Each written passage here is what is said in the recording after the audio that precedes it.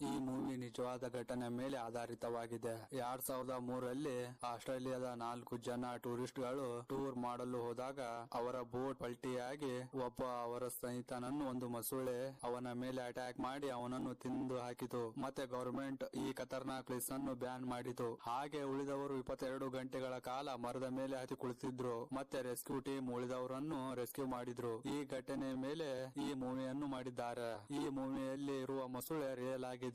Australia agent tourist ಗಳ ಹಾಗೆ ಈ ಮೂವಿ ತುಂಬಾನೇ ರಿಯಲಿಸ್ಟಿಕ್ ಆಗಿದೆ. ಮೂವಿಯನ್ನು ಸ್ಕಿಪ್ ಮಾಡದೆ ಫುಲ್ ವಾಚ್ ಮಾಡಿ. ಹಾಗೆ ನಾವು ಮೂವಿ ಎಕ್ಸ್ಪ್ಲೇನ್ ಮಾಡಲು ಹಾಕಿರುವ ಎಫರ್ಟ್ ನಿಮಗೆ ಸ್ವಲ್ಪನಾದ್ರೂ ಇಷ್ಟವಾದ್ರೆ ಈ ವಿಡಿಯೋವನ್ನು ಲೈಕ್ ಮಾಡಿ. ಹಾಗೆ ಸಬ್ಸ್ಕ್ರೈಬ್ ಮಾಡ್ಕೊಳ್ಳಿ. ಪಕ್ಕದಲ್ಲಿರುವ ಬೆಲ್ ಬಟನ್ ಅನ್ನು ಒತ್ತಿ ಆಲ್ ಮೇಲೆ ಕ್ಲಿಕ್ ಮಾಡ್ಕೊಳ್ಳಿ. ಮತ್ತೆ ಹೋಗೋಣ ಮೇನ್ ಸ್ಟೋರಿ ಕಡೆಗೆ. ಮೂವಿ ಆರಂಭದಲ್ಲಿ ತೋರಿಸುತ್ತಾರೆ ಆಡಮ್ಸ್ ಮತ್ತು ಅವನ ಪತ್ನಿ ಗ್ರೇಸ್ ಮತ್ತು ಗ್ರೇಸ್ ನ ತಂಗಿ ಲೀ ಅನ್ನು ತೋರಿಸುತ್ತಾರೆ. ಇವರು 3 ಜನ ಕ್ರಿಸ್ಮಸ್ ಹಾಲಿಡೇ ಅನ್ನು ಎಂಜಾಯ್ ಮಾಡಲು ಮೊಸಳೆಗಳಿರುವ ಪಾರ್ಕ್ ಅನ್ನು ನೋಡಲು ಹೋಗ್ತಾರೆ. ಆ ಪಾರ್ಕ್ ನಲ್ಲಿ ಬಹಳಷ್ಟು ಮೊಸಳೆಗಳು ಇರುತ್ತವೆ. ಆ ಮೊಸಳೆಗಳನ್ನು ಸ್ಥಳೀಯ ನದಿಗಳಲ್ಲಿ ಹಿಡಿದುಕೊಂಡು ಬಂದು ಟೂರಿಸ್ಟ್ ಗಳನ್ನು ಎಂಜಾಯ್ಮೆಂಟ್ ಗಾಗಿ ಆ ಪಾರ್ಕ್ ನಲ್ಲಿ ಸಾಕ್ತಾ ಇರ್ತಾರೆ. ಒಂದು ದಿನ ವಿಡಿ ಆ ಪಾರ್ಕ್ ಅನ್ನು ಸುತ್ತಿ ನೋಡಿ ಅಲ್ಲಿ ಹತ್ತಿರದಲ್ಲಿರುವ ಒಂದು ಹೋಟೆಲ್ ನಲ್ಲಿ ಇರ್ತಾರೆ. ಇವತ್ತೇನು ಅಷ್ಟೊಂದು ಎಂಜಾಯ್ಮೆಂಟ್ ಆಗಿಲ್ಲ ಅಂತ ಮರುದಿನ ಅಡ್ವೆಂಚರ್ ಫಿಶಿಂಗ್ ಮಾಡಲು ಹೋಗೋಣ ಅಂತ ಪ್ಲಾನ್ ಮಾಡ್ತಾರೆ. ಮತ್ತೆ ಮರುದಿನ ಅವರು ಪ್ಲಾನ್ ಮಾಡಿದ ಹಾಗೆ ಅವರ ಸ್ಥಳೀಯಲ್ಲಿರುವ ಒಂದು ನದಿಗೆ ಫಿಶಿಂಗ್ ಮಾಡಲು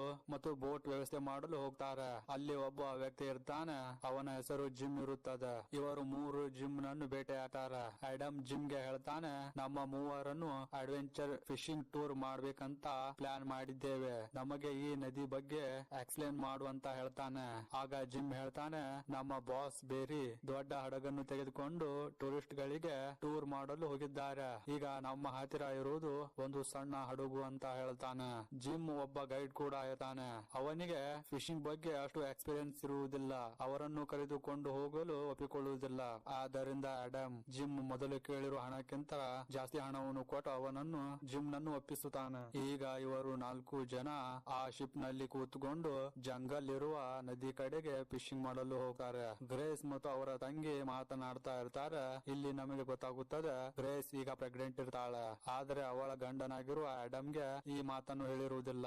ಯಾಕಂದ್ರೆ ಅವಳು ಅವನಿಗೆ ಸರ್ಪ್ರೈಸ್ ಕೊಡಬೇಕಂತ ಸರಿಯಾದ ಸಮಯಕ್ಕೋಸ್ಕರ ಕಾಯ್ತಾ ಇರ್ತಾಳೆ. ಇವರಿಗೆ ಗೈಡ್ ಆಗಿರುವ ಜಿಮ್ ಎಮರ್ಜೆನ್ಸಿ ಸೇಫ್ಟಿಗೆ ಅಂತ ಒಂದು ಗನ್ ಅನ್ನು ತೆಗೆದುಕೊಂಡು ಬಂದಿರ್ತಾನೆ. ಇವ ಮೂವರು ನೇಚರ್ ಅನ್ನು ಮತ್ತು ನದಿಯನ್ನು ನೋಡಿ ತುಂಬಾನೇ ಎಂಜಾಯ್ ಮಾಡ್ತಾ ಇರ್ತಾರೆ. ಮತ್ತೆ ಫೋಟೋಗಳನ್ನು ತೆಗೆದುಕೊಳ್ತಾ ಇರ್ತಾರೆ. ಮತ್ತೆ ಬೋಟ್ ಒಂದು ಕಡೆಗೆ ನಿಲ್ಲಿಸಿ ಫಿಶಿಂಗ್ ಮಾಡಲು ಫಿಶಿಂಗ್ ಡೋರ್ಸ್ ಗಳನ್ನು ನೀರಿನೊಳಗೆ ಹಾಕ್ತಾರೆ. ಇಲ್ಲಿ ಇವರಿಗೆ ಯಾವ ಮೀನನ್ನು ಸಿಗುವುದಿಲ್ಲ. ಆದ್ದರಿಂದ ಅವರ ಗೈಡ್ ನಾದ ಜಿಮ್ ಇವರನ್ನು ಆ ಸ್ಥಳವನ್ನು ಬಿಟ್ಟು ಬಹಳ ದೂರ ಆ ನದಿ ಒಳಗೆ ಕರೆದುಕೊಂಡು ಬರ್ತಾನೆ. ಮತ್ತೊಂದು ಬೇರೆ ಭಯಾನಕವಾಗಿರುವ ಜಾಗಕ್ಕೆ ಬರ್ತಾರೆ. ಇಲ್ಲಿ ತುಂಬಾನೇ ಮೀನುಗಳು ಇದ್ದಾವೆ ಅಂತ ಇಲ್ಲಿ ತಮ್ಮ ಶಿಪ್ ಅನ್ನು ನಿಲ್ಲಿಸಿ ಫಿಶಿಂಗ್ ಮಾಡಲು ಹೇಳ್ತಾನೆ. ಮತ್ತೆ ಇವರೆಲ್ಲರೂ ಫಿಶಿಂಗ್ ಮಾಡಲು ತಮ್ಮ ಫಿಶಿಂಗ್ ಡೋರ್ಸ್ ಗಳನ್ನು ನೀರಿನೊಳಗೆ ಹಾಕ್ತಾರೆ. ಸ್ವಲ್ಪ ಸಮಯ ವೇಟ್ ಮಾಡ್ತಾರೆ. ಆಡಮ್ ಫಿಶಿಂಗ್ ಡೋರ್ ಗೆ ತುಂಬಾನೇ ವಿಶಾಲವಾಗಿರುವ ಮೀನು ಸಿಕ್ಕಿರುತ್ತದೆ. ಇದನ್ನು ನೋಡಿ 4 ಜನ ತುಂಬಾನೇ ಖುಷಿ ಪಡ್ತಾರೆ. ಅಷ್ಟರೊಳಗೆ ಬೋಟ್ ಅಲುಗಾಡಲು ಸ್ಟಾರ್ಟ್ ಆಗುತ್ತದೆ. ಯಾಕೆಂದ್ರೆ ಆಡಮ್ಸ್ ನ ಫಿಶಿಂಗ್ ಡೋರ್ ಗೆ ಮೀನು ಸಿಕ್ಕಿರುವುದಿಲ್ಲ.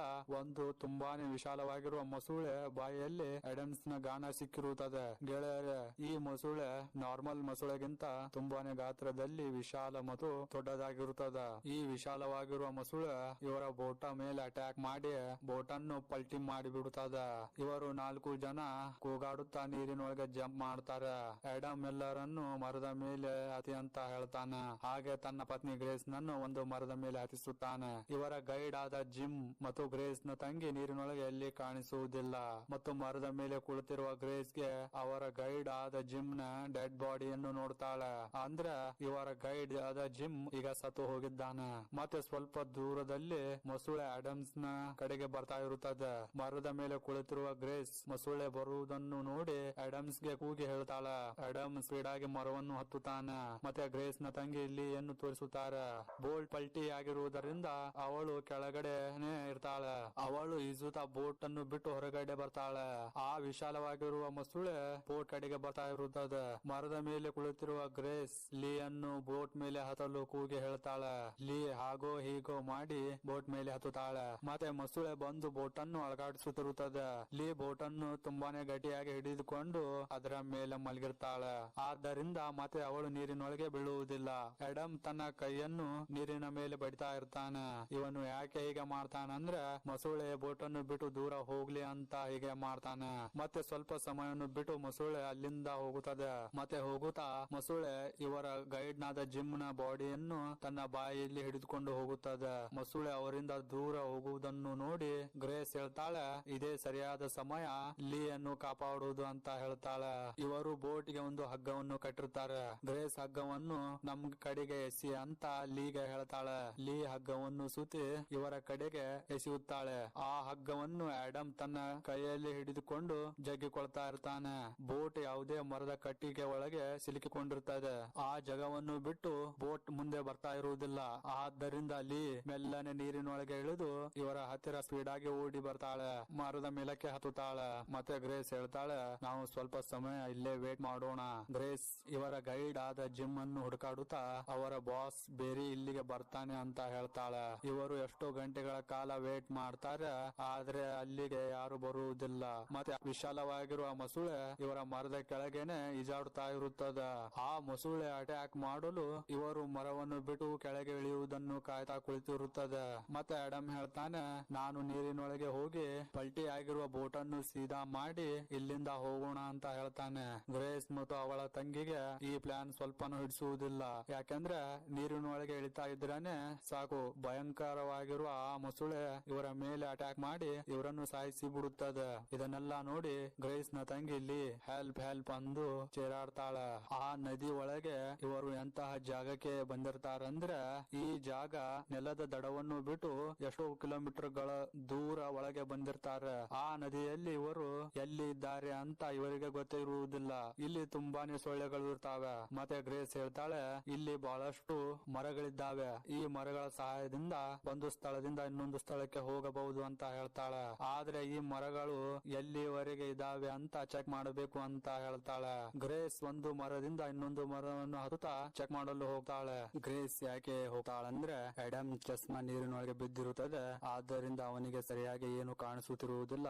ಮತ್ತೆ ಗ್ರೇಸ್ ನ ತಂಗಿ ಇಲ್ಲಿ ಕಾಲಿಗೆ ಪೆಟ್ಟಾಗಿರುವುದರಿಂದ ಗ್ರೇಸ್ ಹೋಗ್ತಾಳೆ. ಸ್ವಲ್ಪ ದೂರ ಹೋದ ನಂತರ ಮರಗಳ ಸಾಲು ಮುಗಿಯುತ್ತವೆ. ಮತ್ತೆ 100 ಮೀಟರ್ ರಷ್ಟು ಗ್ಯಾಪ್ ಇರುತ್ತದೆ. ಮತ್ತೆ ಆ ಕಡೆಯಿಂದ ಮರಗಳ ಸಾಲು ಇರುತ್ತದೆ. ಈ ಮರಗಳ ಸಾಲಿನಿಂದ ಆ ಮರಗಳ ಸಾಲಿನ ಕಡೆಗೆ ಹೋಗುವಷ್ಟರಲ್ಲಿ ಮೊಸಳೆ ತುಂಬಾನೇ ಸುಲಭವಾಗಿ ಇವರ ಮೇಲೆ ಅಟ್ಯಾಕ್ ಮಾಡಿ ಇವರನ್ನು ಸಾಯಿಸಿ ಬಿಡುತ್ತದೆ. ಇದು ಆಗದ ಮಾತು ಅಂತ ವಾಪಸ್ ಆಡಮ್ ಮತ್ತು ಲೀ ಇರುವ ಜಾಗಕ್ಕೆ ಬರ್ತಾಳೆ. ಮತ್ತೆ ಇದನ್ನೆಲ್ಲ ಆಡಮ್ ಮತ್ತು ಅವಳ ತಂಗಿ ಲೀಗೆ ಹೇಳ್ತಾಳೆ. ಇವರ ಹತ್ತಿರ ಮತ್ತೆ ಬೇರೆ ಆಪ್ಷನ್ ಇರಲಾರದ ಕಾರಣದಿಂದ ಆಡಮ್ ಬೋಟ್ ಅನ್ನು ಮತ್ತೆ ಪಲ್ಟಿ ಮಾಡಿ ಇಲ್ಲಿಂದ ಹೋಗೋಣ ಅಂತ ಇವರಿಬ್ಬರನ್ನು ಒಪ್ಪಿಸುತ್ತಾನೆ. ಮತ್ತೆ ಮೆಲ್ಲನೆ ನೀರಿನೊಳಗೆ ಇಳಿದು ಮೆಲ್ಲನೆ ಈಜುತ್ತಾ ಬೋಟಿನ ಹತ್ತಿರ ಹೋಗ್ತಾನೆ. ಹಾಗೋ ಹೀಗೋ ಮಾಡಿ ಕಷ್ಟಪಟ್ಟು ಪಲ್ಟಿ ಆಗಿರುವ ಬೋಟ್ ಅನ್ನು ಸೀದಾ ಮಾಡ್ತಾನೆ. ಮತ್ತೆ ಇಲ್ಲಿಯ ತನಕ ಎಲ್ಲ ಸರಿಯಾಗಿತ್ತು. ಇದಾದ ಮೇಲೆ ನೀರಿನೊಳಗೆ ಸ್ಕೆಚ್ ಹಾಕಿಕೊಂಡು ಕುಳಿತಿರುವ ಮೊಸಳೆ ಆಡಮ್ ಮೇಲೆ ಅಟ್ಯಾಕ್ ಮಾಡಿ ಅವನ ಕಾಲನ್ನು ಹಿಡಿದುಕೊಂಡು ನೀರಿನೊಳಗೆ ಎಳೆದುಕೊಂಡು ಹೋಗುತ್ತದ. ಗ್ರೇಸ್ ಮತ್ತು ಅವಳ ತಂಗಿ ಭಯ ಬಿದ್ದು ಚೀರಾಡ್ತಾ ಇರ್ತಾರೆ. ಮತ್ತೆ ಆ ಮೊಸಳೆ ಆಡಮ್ ನ ಬಾಡಿಯನ್ನು ಬಾಯಿಯಲ್ಲಿ ಹಿಡಿದುಕೊಂಡು ನೀರಿನ ಮೇಲಕ್ಕೆ ಬರುತ್ತದೆ. ಗೆಳೆಯರೇ, ಈ ದೃಶ್ಯ ತುಂಬಾನೇ ಭಯಾನಕವಾಗಿರುತ್ತದೆ. ಮತ್ತೆ ಈಗ ಉಳಿದಿರುವುದು ಗ್ರೇಸ್ ಮತ್ತು ಅವಳ ತಂಗಿ ಲೀ. ಆಡಮ್ ನ ಸಾವನ್ನು ನೋಡಿ ಅಳ್ತಾ ಇರ್ತಾರೆ. ಮತ್ತೆ ಕೆಲವು ಗಂಟೆಗಳ ಕಾಲ ಅಲ್ಲೇ ಆ ಮರದ ಮೇಲೆ ಕುಳಿತಿರ್ತಾರೆ. ಮತ್ತೆ ಗ್ರೇಸ್ ಸ್ವಲ್ಪ ಕೆಳಗೆ ಇಳಿದು ಒಂದು ಕಟ್ಟಿಗೆ ಸಹಾಯದಿಂದ ಹಗ್ಗವನ್ನು ತನ್ನ ಬಳಿಗೆ ತೆಗೆದುಕೊಳ್ಳಲು ಪ್ರಯತ್ನಿಸುತ್ತಿರ್ತಾಳೆ. ಆದರೆ ಆ ಹಡಗು ಅವರನ್ನು ಬಿಟ್ಟು ಸ್ವಲ್ಪ ದೂರ ಹೋಗಿರುತ್ತದೆ. ಮತ್ತೆ ಗ್ರೇಸ್ ಇನ್ನೊಂದು ಮರದ ಟಂಗಿಯ ಮೇಲೆ ಹತ್ತಿ ಹಗ್ಗವನ್ನು ಹಿಡಿಯಲು ಹೋಗ್ತಾಳೆ. ಅಷ್ಟರಲ್ಲಿ ಕೆಳಗೆ ಕುಳಿತಿರುವ ಮೊಸಳೆ ಜಂಪ್ ಮಾಡಿ ಇವಳ ಮೇಲೆ ಅಟ್ಯಾಕ್ ಮಾಡಲು ಪ್ರಯತ್ನಿಸುತ್ತದೆ. ಇದನ್ನು ನೋಡಿ ಹೆದರಿಕೊಂಡು ಅಲ್ಲೇ ಮರದ ಮೇಲೆ ಕೂತ್ ಬಿಡ್ತಾಳೆ. ಮತ್ತೆ ನೀರಿನೊಳಗೆ ಆಡಮ್ ನ ಡೆಡ್ ಬಾಡಿ ಮೇಲೆಗೆ ತೇಲಾಡ್ತಾ ಇರುತ್ತದೆ. ಇದನ್ನು ನೋಡಿ ಗ್ರೇಸ್ ಗೆ ತುಂಬಾನೇ ದುಃಖವಾಗುತ್ತದೆ. ಗ್ರೇಸ್ ಆಡಮ್ ಗೆ ತಂದೆ ಆಗುವ ವಿಷಯ ಹೇಳಿರುವುದಿಲ್ಲ. ಆದ್ದರಿಂದ ಅವಳು ತುಂಬಾನೇ ಹತಾಶನಾಗಿರ್ತಾಳೆ. ಮತ್ತೆ ಇವರಿಬ್ಬರು ಇಲ್ಲಿ ಯಾರಾದ್ರೂ ಬರ್ತಾರೆ ಅಂತ ಕಾಯ್ತಾ ಕುಳಿತಿರ್ತಾರೆ. ಹಾಗೆ ರಾತ್ರಿ ಕೂಡ ಆಗುತ್ತದೆ. ರಾತ್ರಿ ವೇಳೆಯಲ್ಲಿ ಆ ವಿಶಾಲವಾಗಿರುವ ಮೊಸಳೆ ಆಡಮ್ ನನ್ನು ತಿನ್ನುತ್ತಿರುತ್ತದೆ. ಇದನ್ನು ನೋಡಿ ಗ್ರೇಸ್ ಗೆ ತುಂಬಾನೇ ದುಃಖವಾಗುತ್ತದೆ. ಮತ್ತೆ ಸೀನ್ ಚೇಂಜ್ ಆಗುತ್ತದೆ. ಮತ್ತೆ ಮರುದಿನ ಬೆಳಕಾಗುತ್ತದೆ. ಗ್ರೇಸ್ ಮೆಂಟಲಿ ತುಂಬಾನೇ ಡಿಪ್ರೆಷನ್ ಡಿಪ್ರೆಷನ್ ನಲ್ಲಿರ್ತಾಳೆ. ಅವಳು ಬದುಕುವ ಆಶೆಯನ್ನು ಬಿಟ್ಟಿರ್ತಾಳೆ. ಮತ್ತೆ ಗ್ರೇಸ್ ನ ತಂಗಿ ಆದ ಲೀ ಅವಳಿಗೆ ಧೈರ್ಯವನ್ನು ಹೇಳ್ತಾಳೆ. ಲೀ ಹೇಳ್ತಾಳೆ, ನಿನಗೆ ಆಗುವ ಮಗುವಿನ ಬಗ್ಗೆ ವಿಚಾರ ಮಾಡು, ಮತ್ತೆ ಲೈಫ್ ತುಂಬಾನೇ ದೊಡ್ಡದಾಗಿದೆ ಅಂತ ಮೋಟಿವೇಟ್ ಮಾಡ್ತಾಳೆ. ಇಷ್ಟರ ನಡುವೆ ಬೋಟ್ ತೇಲುತ್ತಾ ಇವರನ್ನು ಬಿಟ್ಟು ಸ್ವಲ್ಪ ದೂರ ಹೋಗಿರುತ್ತದೆ. ಇವರು ಈಜುತ್ತಾ ಬೋಟ್ ಕಡೆಗೆ ಹೋಗುವ ಆಪ್ಷನ್ ಒಂದು ಬಿಟ್ಟು ಮತ್ತೆ ಬೇರೆ ದಾರಿ ಇರುವುದಿಲ್ಲ. ಆದ್ದರಿಂದ ಇವರು ಮರವನ್ನು ಬಿಟ್ಟು ಮೆಲ್ಲನೆ ಕೆಳಗೆ ಇಳಿದು ಒಂದೊಂದು ಹೆಜ್ಜೆ ನಡೀತಾ ಹೋಗ್ತಾ ಇರ್ತಾರೆ. ಇವರ ಮುಂದೆ ನೀರಿನೊಳಗಿನಿಂದ ಮಸುಳೆ ಹೊರಗಡೆ ಬಂದು ಇವರನ್ನು ನೋಡುತ್ತಾ ನಿಂತಿರುತ್ತದೆ. ಇವರು ಮಸುಳೆಯನ್ನು ನೋಡಿ ಸ್ಪೀಡ್ ಆಗಿ ಮರದ ಕಡೆಗೆ ಹೋಗ್ತಾ ಇರ್ತಾರೆ. ಅಷ್ಟರಲ್ಲಿ ಮಸುಳೆ ಗ್ರೇಸ್ ನ ಕಾಲನ್ನು ಹಿಡಿದು ನೀರಿನೊಳಗೆ ಒಯ್ಯುತ್ತದೆ. ಹಾಗೋ ಹೀಗೋ ಮಾಡಿ ತನ್ನ ಪ್ರಾಣವನ್ನು ಉಳಿಸಿಕೊಂಡು ಗ್ರೇಸ್ ಮರದ ಕಡೆಗೆ ಬರ್ತಾಳೆ. ಲೀ ಅವಳನ್ನು ಮರದ ಮೇಲೆ ಹತ್ತಿಸುತ್ತಾಳೆ. ಮಸುಳೆ ಅಟ್ಯಾಕ್ ನಿಂದ ಗ್ರೇಸ್ ನ ಕಾಲಿಗೆ ತುಂಬಾನೇ ಗಾಯವಾಗಿರುತ್ತದೆ. ಹಾಗೆ ಬ್ಲಡ್ ಕೂಡ ಬರ್ತಾ ಇರುತ್ತದೆ. ಲೀ ರಕ್ತ ಹರಿಯುವುದನ್ನು ನೋಡಿ ತನ್ನ ಡ್ರೆಸ್ ಅನ್ನು ಹರಿದು ಗಾಯವಾದಲ್ಲಿ ಕಟ್ಟುತ್ತಾಳೆ. ಇಷ್ಟಾದ ಮೇಲೆ ಸ್ವಲ್ಪ ಸಮಯದ ನಂತರ ಅವರ ಹತ್ತಿರನೇ ಸ್ವಲ್ಪ ದೂರದಲ್ಲೇ ಇವರನ್ನು ಹುಡುಕಾಡುತ್ತಾ ರೆಸ್ಕ್ಯೂ ಬೋಟ್ ಹೋಗ್ತಾ ಇರುತ್ತದೆ. ಗ್ರೇಸ್ ನ ತಂಗಿಯಾದ ಲೀ ಮರದ ತಂಗಿಗಳ ಸಹಾಯದಿಂದ ಹೆಲ್ಪ್ ಹೆಲ್ಪ್ ಅಂತ ಕೂಗುತ್ತಾ ರೆಸ್ಕ್ಯೂ ಬೋಟ್ ಕಡೆಗೆ ಹೋಗ್ತಾ ಇರ್ತಾಳೆ. ಇವರ ಹಣೆ ಬರ ಇಲ್ಲಿ ಇವರ ಕೈ ಹಿಡಿಯುವುದಿಲ್ಲ. ಬೋಟ್ ನ ಇಂಜಿನ್ ಸೌಂಡ್ ನಿಂದ ರೆಸ್ಕ್ಯೂ ಮೆಂಬರ್ಸ್ ಗಳಿಗೆ ಇವಳು ಕೂಗುವುದು ಕೇಳುವುದಿಲ್ಲ. ಮತ್ತೆ ಅಲ್ಲಿ ತುಂಬಾನೇ ಹತಾಶನಾಗ್ತಾಳೆ.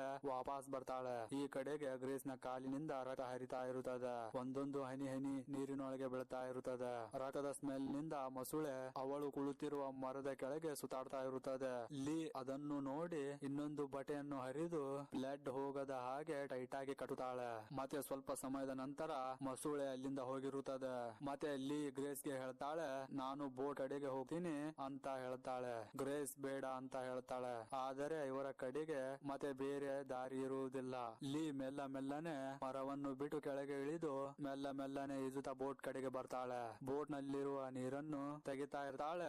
ಇಷ್ಟರಲ್ಲಿ ಆ ವಿಶಾಲವಾದ ಮಸುಳೆ ಬೋಟಿನ ಹತ್ತಿರ ಬಂದು ಬೋಟ್ ಮೇಲೆ ಹತ್ತುತ್ತದೆ. ಮತ್ತೆ ಲೀ ಮೇಲೆ ಅಟ್ಯಾಕ್ ಮಾಡಲು ನೋಡುತ್ತದೆ. ಅಷ್ಟರಲ್ಲಿ ಲೀ ನೀರಿನೊಳಗೆ ಜಂಪ್ ಮಾಡಿ ಈಜುತ್ತಾ ಹೋಗ್ತಾ ಇರ್ತಾಳೆ. ಅಷ್ಟರಲ್ಲಿ ಮಸುಳೆ ಬಂದು ಅವಳನ್ನು ಕಾಲನ್ನು ಹಿಡಿದುಕೊಂಡು ಹೋಗುತ್ತದೆ. ಮತ್ತೆ ಅವಳನ್ನು ಒಂದು ದಡದ ಮೇಲೆ ತೆಗೆದುಕೊಂಡು ಹೋಗಿ ಬಿಟ್ಟಿರುತ್ತದೆ. ಅವಳು ಕಣ್ಣು ಬಿಟ್ಟು ನೋಡ್ತಾಳೆ. ಅವಳ ಹತ್ತಿರ ಅವರ ಗೈಡ್ ಆಗಿರುವ ಜಿಮ್ ನ ಡೆಡ್ ಬಾಡಿ ಅಲ್ಲಿ ಬಿದ್ದಿರುತ್ತದೆ. ಅವಳು ಒಂದು ಬೆರಳು ಮುರಿದು ಹೋಗಿರುತ್ತದೆ. ಮತ್ತೆ ಅವಳ ಹೊಟ್ಟೆಗೆ ಗಾಯ ಕೂಡ ಆಗಿರುತ್ತದೆ. ಅವಳಿಗೆ ಪ್ರಜ್ಞೆ ಬಂದಾಗ ಅವಳಿಗೆ ನೆನಪಾಗುತ್ತದೆ ಗೈಡ್ ಸೇಫ್ಟಿ ಅಂತ ಗನ್ ಅನ್ನು ತಂದಿರ್ತಾನೆ. ಮರಳು ಹತ್ತಿರುವುದನ್ನು ನೀರಿನೊಳಗೆ ತೊಳೆದು ಗನ್ ವರ್ಕ್ ಆಗುತ್ತಾ ಇಲ್ಲ ಅಂತ ಆ ಡೆಡ್ ಬಾಡಿ ಮೇಲೆ ಫೈರ್ ಮಾಡ್ತಾಳೆ. ಗನ್ ವರ್ಕ್ ಆಗುತ್ತದೆ. ಮಸುಳೆಯನ್ನು ಶೂಟ್ ಮಾಡಲು ಅವಳ ಹತ್ತಿರ ಇರುವ ಡೆಡ್ ಬಾಡಿ ಕಟಾಗಿರುವ ಕೈಯನ್ನು ಹಿಡಿದುಕೊಂಡು ನೀರಿನೊಳಗೆ ಆ ಕಡೆ ಈ ಕಡೆ ತೇಲಾಡಿಸ್ತಾ ಇರ್ತಾಳೆ. ಮತ್ತೆ ನಾವು ಈ ದೃಶ್ಯದಲ್ಲಿ ನೋಡ್ತೇವೆ ಮಸುಳೆ ಮುಂದೆ ಬರುವುದಿಲ್ಲ. ಅವಳ ಹಿಂದಿನಿಂದ ಬಂದು ಅವಳ ಮೇಲೆ ಅಟ್ಯಾಕ್ ಮಾಡುತ್ತದೆ. ಮಸುಳೆ ಅಟ್ಯಾಕ್ ಮಾಡುವಷ್ಟರೊಳಗೆ ಹಾಗೋ ಹೇಗೋ ಮಾಡಿ ಮಸುಳೆಯಿಂದ ತಪ್ಪಿಸಿಕೊಂಡು ನೀರಿನೊಳಗೆ ಹೋಗ್ತಾ ಇರ್ತಾಳೆ. ಇಷ್ಟರಲ್ಲಿ ಮಸುಳೆ ಅವಳ ಕೈ ಮೇಲೆ ಅಟ್ಯಾಕ್ ಮಾಡಿ ಅವಳ ಕೈಯನ್ನು ಹಿಡಿದುಕೊಂಡು ಬಿಡುತ್ತದೆ. ಅವಳ ಕೈಯಲ್ಲಿ ಗನ್ ಇರುತ್ತದೆ. ಅವಳು ಫೈರ್ ಮಾಡಿಬಿಡ್ತಾಳೆ. ಬುಲೆಟ್ ಮಸುಳೆಯ ತಲೆಯಿಂದ ಆರ್ ಪಾರ್ ಆಗಿ ಹೋಗುತ್ತದೆ. ಆಗ ಮೆಲ್ಲನೆ ಅದರ ಬಾಯಿಂದ ಕೈಯನ್ನು ಹೊರಗಡೆ ತೆಗೆದುಕೊಳ್ತಾಳೆ. ಲೀಗೆ ಗೊತ್ತಾಗುತ್ತದೆ ಮಸುಳೆ ಈಗ ಸತ್ತು ಹೋಗಿದೆ ಅಂತ. ಇದನ್ನು ನೋಡಿ ಲೀ ತುಂಬಾನೇ ಖುಷಿ ಪಡ್ತಾಳೆ. ಮತ್ತೆ ಮೆಲ್ಲ ಮೆಲ್ಲನೆ ನಡೀತಾ ಗ್ರೇಸ್ ಇದ್ದ ಮರದ ಕಡೆಗೆ ಬರ್ತಾಳೆ. ಆದರೆ ಗ್ರೇಸ್ ನ ಕಾಲಿನಿಂದ ಬಹಳಷ್ಟು ಬ್ಲಡ್ ಹೋಗಿರುವುದರಿಂದ ಅವಳು ಕೂತಲ್ಲೇನೆ ಪ್ರಾಣ ಬಿಟ್ಟಿರ್ತಾಳೆ. ಇದನ್ನು ನೋಡಿ ಲೀ ತನ್ನ ಅಕ್ಕನ ಸಾವನ್ನು ನೋಡಿ ತುಂಬಾನೇ ಅಳ್ತಾಳೆ. ಮತ್ತೆ ಗ್ರೇಸ್ ನ ಬಾಡಿಯನ್ನು ತನ್ನ ಬೋಟಿನೊಳಗೆ ಇಟ್ಟುಕೊಂಡು ಇಲ್ಲಿಂದ ಹೋಗುವುದನ್ನು ತೋರಿಸುತ್ತಾರೆ. ಈ ಮೂವಿ ಇಲ್ಲಿಗೆ ಎಂಡ್ ಆಗುತ್ತದೆ. ಇದು ಇಷ್ಟಿತು ಬ್ಲಾಕ್ ವಾಟರ್ ಮೂವಿಯ ಕತೆ. ವೀಕ್ಷಕರಿಗೆ ಈ ಮೂವಿ ಎಕ್ಸ್ಪ್ಲೇನೇಷನ್ ಅರ್ಥವಾಗಿದೆ ಅಂತ ಅಂದುಕೊಂಡಿರ್ತೇವೆ. ಮೂವಿಯಲ್ಲಿ ಏನಾದ್ರೂ ಮಿಸ್ಟೇಕ್ಸ್ ಗಳಿದ್ದರೆ ಪ್ಲೀಸ್ ನಮಗೆ ಕಮೆಂಟ್ ಮಾಡಿ ತಿದ್ದಿಕೊಳ್ಳುತ್ತೇವೆ. ಹಾಗೆ ಈ ವಿಡಿಯೋಗೆ ಲೈಕ್ ಮಾಡಿ, ಹಾಗೆ ಸಬ್ಸ್ಕ್ರೈಬ್ ಮಾಡ್ಕೊಳ್ಳಿ, ಬೆಲ್ ಬಟನ್ ಅನ್ನು ಒತ್ತಿ ಆಲ್ ಮೇಲೆ ಕ್ಲಿಕ್ ಮಾಡ್ಕೊಳ್ಳಿ. ಮತ್ತೆ ಸಿಗೋಣ ಮತ್ತೊಂದು ಇಂಟ್ರೆಸ್ಟಿಂಗ್ ಮೂವಿ ರಿವ್ಯೂ ನೊಂದಿಗೆ.